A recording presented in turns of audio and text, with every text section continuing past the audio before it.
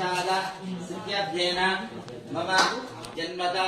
जातकर्मादि सकल दोष परिहारित सिद्ध्यर्थेन वंचामि सिद्ध्यर्थतेन श्री देवी देवता प्रीत्यर्थं श्री महागणाधिपति अर्चनाच దేవుడి దగ్గర పెట్టాక कालो संध्या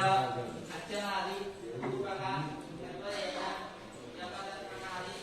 हवन बलिदान यज्ञ